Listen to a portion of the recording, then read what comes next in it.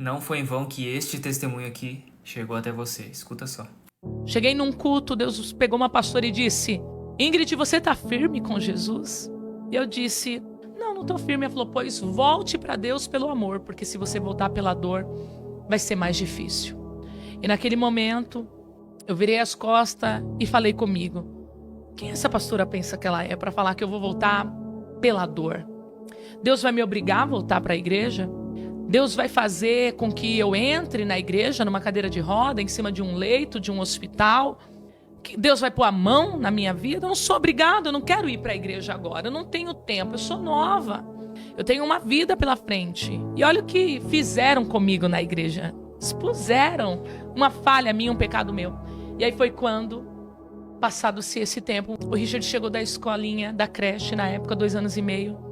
E naquele dia eu trabalhava numa cafeteria e eu trouxe um produto químico para limpar a casa, só que eu trouxe num copo plástico. Eu disse: chega lá, eu vou misturar na água, multiplicar, como se fosse um detergente para desencardir o chão. Tipo um limpa-pedra, mais ou menos, para a galera entender, para os irmãos entenderem. E eu tava com um amigo que veio conversar comigo, vizinho, e eu derrubei aquele produto e restou só um restinho. Eu falei: não, mas esse restinho aqui dá para mim pôr no balde e lavar a casa. E eu cheguei e eu deixei. O Richard chegou da creche, desceu. Quando ele desceu, ele ficou lá embaixo e aí eu desci depois. Quando eu desci depois, o Richard já estava caindo, desfalecendo, que ele não sabia falar ainda muito bem, porque ele tinha só 2 aninhos e meio. E ele gritava: tá queimando, tá queimando, tá queimando. E o meu filho vomitando muito, muita baba, muita saliva e muito sangue. E aí eu liguei para o SAMU falou: não induza o vômito, leva ele para o primeiro hospital. Levei ele para o primeiro hospital. O hospital falou: se ele tomar uma gelatina, se ele comer aqui, ele está de alta. Eu queria voltar para a minha rotina, porque quando a gente começa um processo de tratamento pela parte do Senhor, a gente acredita que vai acabar na nossa hora, no nosso tempo. E uma vez que você entra no processo de Deus, não tem como você sair. É só quando Ele determina. Tem prazo de início, mas tem prazo de término. E é o Senhor quem decreta. E ali eu falei assim: não, Richard, tem que comer. Não dá para fazer nada, não, porque aqui a gente não tem os equipamentos para fazer os exames. Vamos dar alta para ele. Deu alta. Nós voltamos para casa. O Richard passou a noite toda agonizando de dor, gemendo de dor. Um bebê de 2 anos e meio de idade. E eu fui trabalhar no outro dia. Quando eu fui trabalhar no outro dia, eu senti aquele aperto no coração de mãe. E aí eu liguei para minha mãe e disse: mãe, como que o Ri tá? Ele já mamou? Ela falou assim: não, ele não mamou. E ele tá babando aqui, ele não tá comendo, ele não tá ativo, ele só tá deitado. Quando eu cheguei em casa, eu pedi pro meu patrão me liberar. Cheguei em casa, peguei o Richard e fui levar ele na Santa Casa, um hospital referência aqui na capital de São Paulo. Hospital escola, maravilhoso. Quando eu cheguei lá, eles levaram o meu filho pro setor da endoscopia e eu fiquei lá embaixo, como se nada tivesse acontecido.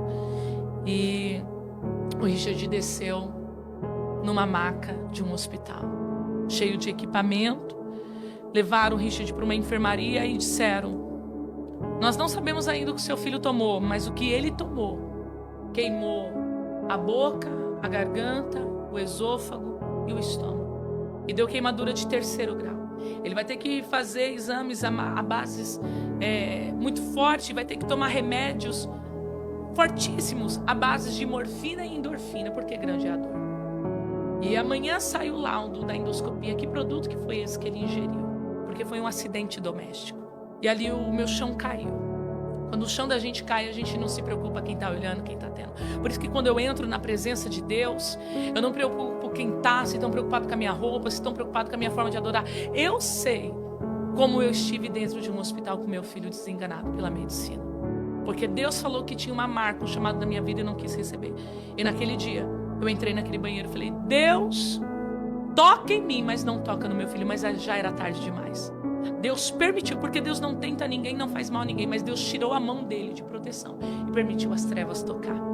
Não matou, porque os médicos disseram: era para o teu filho ter morrido, mas ele não morreu. E aí no outro dia veio o laudo médico: o que o seu filho tomou, Ingrid, foi só da cáustica.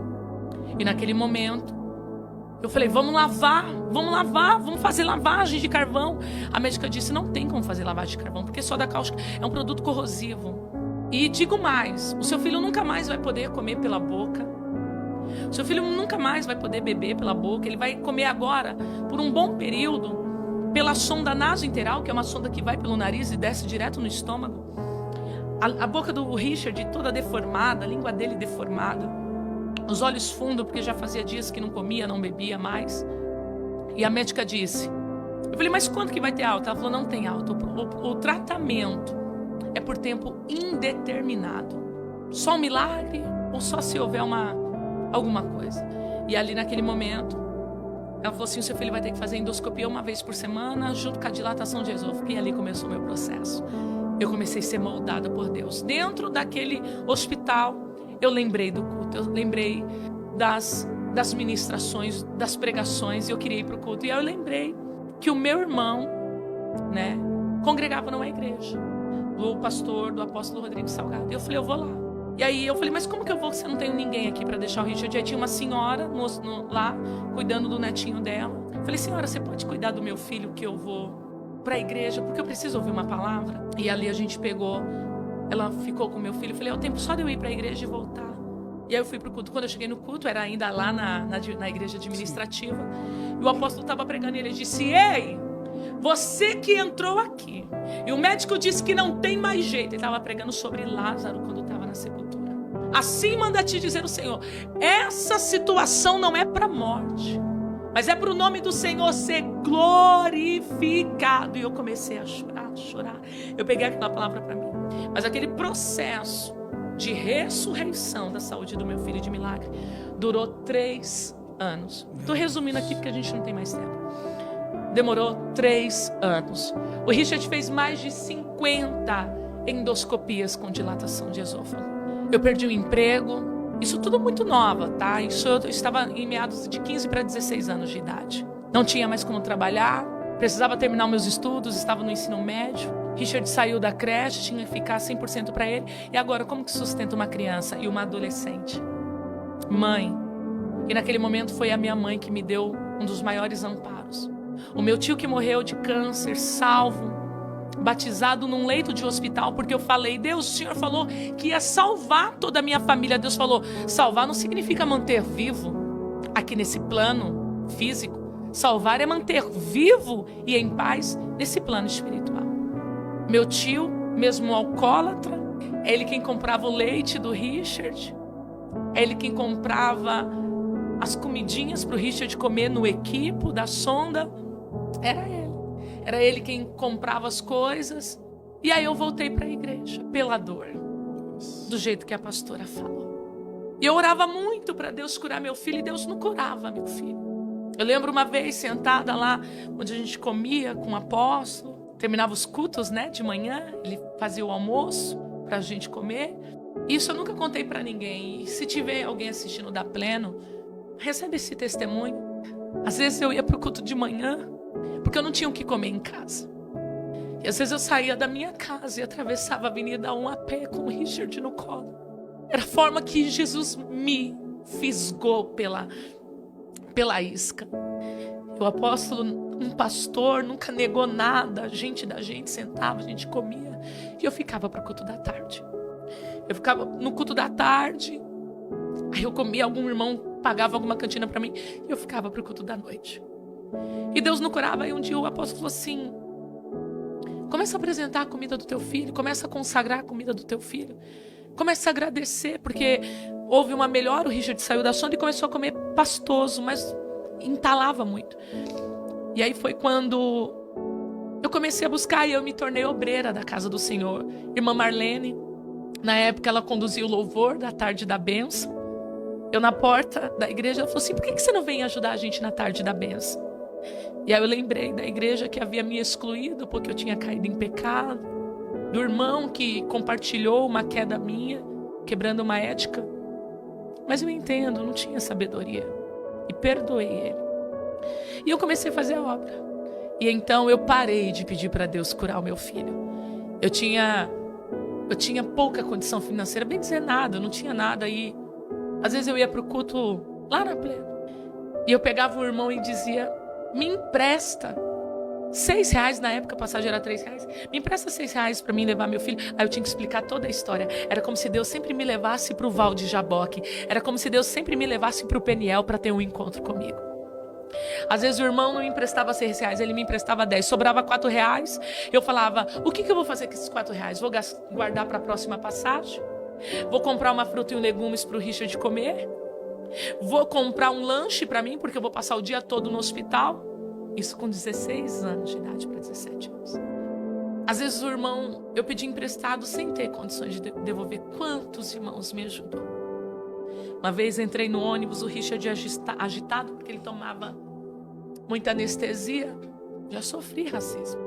E ele agitado, tadinho. Meu Deus, uma criança fazer uma endoscopia por semana, gente, é muito sofrido, é muito judiante. E eu dei um suquinho pra ele. Quando eu dei o suco, ele tacou e caiu numa senhora. A senhora virou e falou, sua negrinha. E eu tava indo pro hospital com o Richard.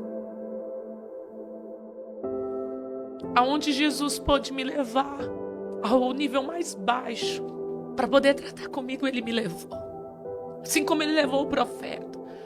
Na casa do oleiro, ele me levou.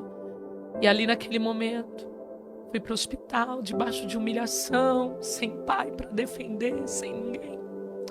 Mas eu sabia que a presença do Espírito Santo estava ali. Quando foi na 55ª endoscopia, já estava casada. Deus me deu um marido que me amou e me ama de verdade. Que acreditou em mim. Mesmo não sabendo falar direito, se comportar, se vestir. Eu falava, eu quero um homem que vai me tratar como princesa, não que vai me usar. E o primeiro nome que ele me chamou foi de princesa. E ele me abraçou. E aí eu fui fazer a 55ª endoscopia, eu tenho lá até hoje.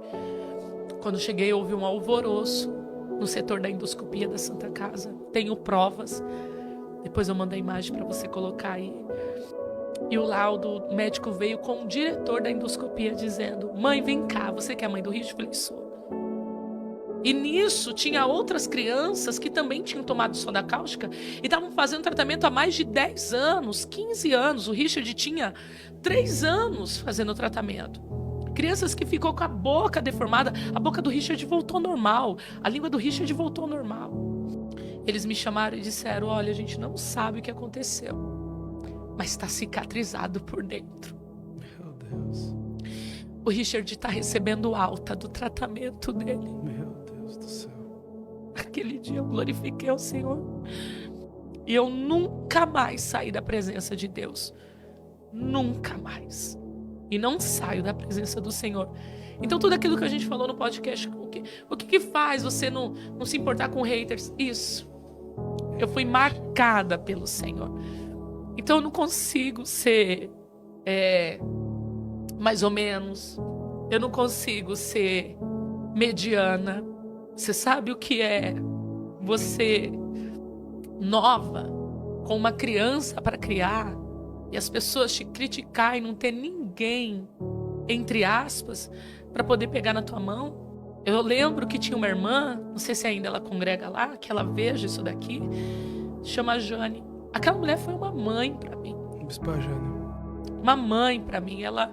Quantas vezes aquela mulher me deu dinheiro para mim levar meu filho no médico? Quantas vezes, Pedro?